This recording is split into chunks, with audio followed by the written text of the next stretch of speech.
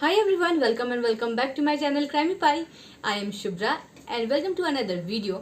आज हम लोग बात करने वाले हैं एक दूसरे इंटरेस्टिंग से सीरीज़ की जिसका नाम है the conversation with a killer.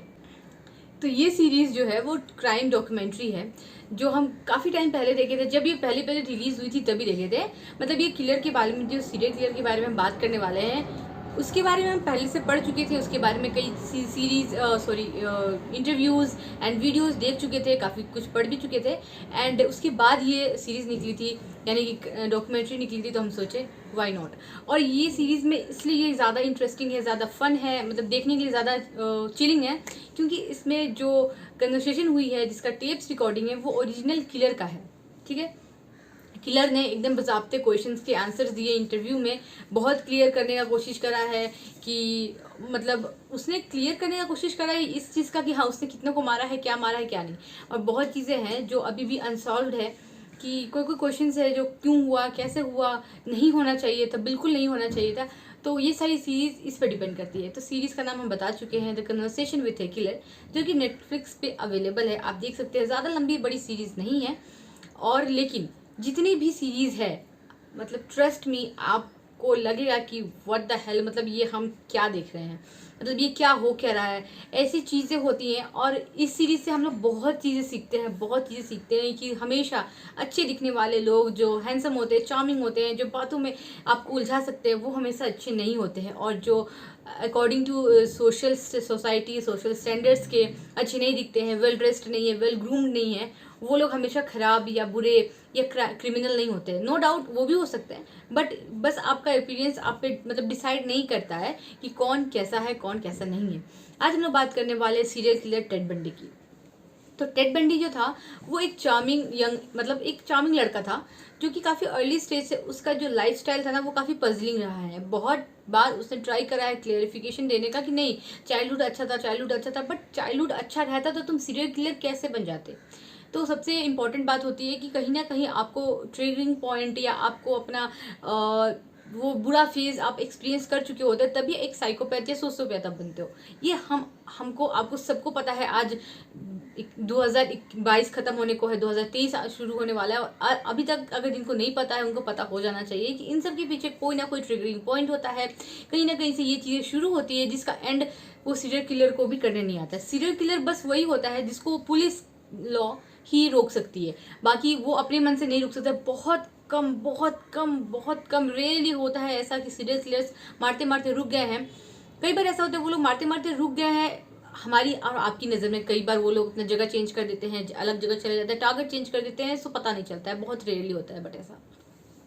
तो जो टेड बंडी था वो काफ़ी चार्मिंग यंग मैन था, और इस सीरीज़ में आपको, तो इस सीरीज में आपको पता चलेगा कि उसकी जो चाइल्डहुड है, वो अपब्रिंगिंग उसकी कैसी हुई है, स्टार्टिंग में कैसा था, उसके बाद कैसा हुआ, क्योंकि वो एक ब्रोकन फैमिली से था। और उसकी जो मदर थी वो आउट ऑफ वेडलॉक कंसीव की थी टेड बंडी को। तो काफ़ी अर्ली स्टेज से टेड बंडी के ऊपर फादर का हाथ नहीं था, और उसकी जो माँ थी वो, अब उसका जो परवरिश था वो उसके नानी नाना के पास में होता था टेड बंडी का। तो टेड बंडी को बहुत टाइम तक ये लगा था कि उसकी जो माँ है उसकी बहन है, और उसके जो नाना नानी है वो उसके खुद के माता पिता है। तो काफ़ी कंफ्यूजिंग रहता है एक चाइल्ड के लिए भी ये। हमको और आपको पता समझ में तो आ ही जाना चाहिए कि अगर आप अपनी माँ को बहन मानने लगो और सडनली आपको पता चल जाए कि ये आपकी माँ है, तो वो काफ़ी एक चेंजिंग पॉइंट रहता है किसी के भी लाइफ में। उसके बाद वो चाहता था, हमेशा से उसको एक सोशल स्टेटस चाहिए था, क्योंकि उसको लगता था कि पैसे रुतबे से उसको एक इज्जतदार घर, इज्जतदार फैमिली, सब कुछ मिल जाएगा। एक अच्छे रईस लोगों के बीच में उठते बैठते उसको एक अच्छा सा जगह मिल जाएगा सोसाइटी के अंदर। बट ऐसा अनफॉर्चुनेटली नहीं होता है हमेशा।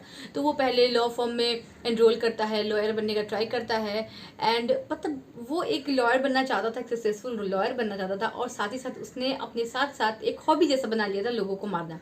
तो ये सीरीज़ में आपको बहुत चिलिंग चीज़ें पता चलेगी, और अगर आप मजबूत कलेजे वाले नहीं हैं क्यों, आप ये सब सुन सकते हैं, देख सकते हैं, क्योंकि काफ़ी ग्राफिक्स भी अवेलेबल है। और जो इन्वेस्टिगेटर, जो डिटेक्टिव्स थे, उन्होंने बहुत ही डिटेल वे में बताया है कैसे बाइट मार्क्स से, कहाँ बाइट मार्क्स से, कितने लोगों के साथ क्या हुआ, कैसे उसने ट्रॉमेटाइज किया, सब कुछ बहुत डिटेल वे में इसमें अवेलेबल है the conversation with a killer में। क्योंकि ये क्राइम डॉक्यूमेंट्री, इसमें अलग अलग कैरेक्टर्स आपको नहीं मिलेंगे। जो भी है इन्वेस्टिगेटर्स हैं, जो कि डिटेक्टिव्स हैं, सो वो रियल लाइफ है, तो उसके बारे में हम ज़्यादा एक्सप्लेनेशन नहीं देंगे, आपको देख कर ही पता चलेगा। लेकिन हाँ, अगर जो मेरी तरह क्राइम डॉक्यूमेंट्रीज देखता है, समझता है, तो प्लीज़ आप लोग इस सीरीज़ को ज़रूर ट्राई करिएगा, क्योंकि हम जब पहली बार देखे थे तो कई बार होता है क्राइम डॉक्यूमेंट्री देखते देखते तो लास्ट एपिसोड तक आते आते आप बोर होने लगते हो, या लगता है अरे खत्म हो जाए, या मतलब बहुत ज़्यादा लगता है कि स्ट्रेच कर दिया गया। बट इसमें ऐसा नहीं है, बहुत ही एक सिस्टमेटिक तरीके से प्रेजेंट की गई हैं फैक्ट्स, चीज़ें कि आपको पता चलेंगी कि हाँ ऐसा ऐसा हुआ था। और इसमें कई बार ऐसा भी चीज़ है कि आप बहुत बार खुद से सवाल पूछने लगोगे। इस सीरीज़ में इन्होंने एकदम होल्ड करके रखा है, वो चीज़ आपको होल्ड करके रखा है इस सीरीज़ में, कि आपको पता चलेगा कि आप क्या कर रहे हो, मतलब आपको समझ में आएगा कि ये कितना गलत है, और खुद से सवाल पूछने लगोगे कि क्यों, आखिर इसने ऐसी चीज़ें क्यों करा। क्योंकि उसने कोई 1 2 3 लड़कियों को, देखिए एक को भी मारो 2 को भी मारो वो सरासर गलत है, बट हम जस्ट बता रहे हैं कि उसने बस 1 2 को नहीं मारा और तब पकड़ा गया, नहीं, बहुत ही ज़्यादा सिर्फ लड़कियों को मारता था। ठीक है, ये बात अभी क्लियर कर देते हैं हम, वो सिर्फ लड़कियों को मारता था। और उसका जो अंदाज था, जो तरीका था, वो भी काफ़ी अलग अलग तरीके से उसने ट्राई करा है बहुत बार। क्योंकि वो फिर रिपीट करे, हैंडसम यंग मैन था, काफ़ी चार्मिंग था, तो लोगों को लगता था, ट्रस्ट जल्दी कर लेते थे लोग, और दिन दहाड़े वो किडनैप करता था। मतलब एक बार का इंसिडेंट, जस्ट हम एक इंसिडेंट आपको बता रहे हैं, नो नीड कि स्पॉइलर नहीं है, बस एक इंसिडेंट, रियल इंसिडेंट उसके बारे में बता रहे हैं। क्या होता है, वो एक फेयर टाइप में चीज़ में जाता है, फेयर कह लीजिए या गैदरिंग कह लीजिए बहुत बड़ी। तो उसमें वो देखते हैं 2 लड़कियों को कि वो लोग मतलब बातचीत कर रही होती है, तो वो सोचता है कि अच्छा ये मेरा टारगेट मिल गया हमको। तो वो अपने आप को क्या प्रेजेंट करता है कि मेरे हाथ में चोट लगी हुई है, मेरे हाथ में मतलब फ्रैक्चर है या जो भी है, थोड़ा बहुत चोट लगा है, और आप मेरे बस डिक्की में से कुछ मदद कर लीजिए, मेरे सामान निकालना है। तो वो लड़कियों को लगता है अच्छा हेल्पफुल, अच्छी लड़कियाँ थी, तो वो चली गई और वो उस डिक्की में उनको फेंक देता है, धक्का मार देता है। तो आप देख सकते हो ये दिन दहाड़े की बात है, तो सोचिए वो रात में कितना खतरनाक होगा। जब वो दिन में किसी से नहीं डर रहा है तो रात में किसी से क्या डरेगा।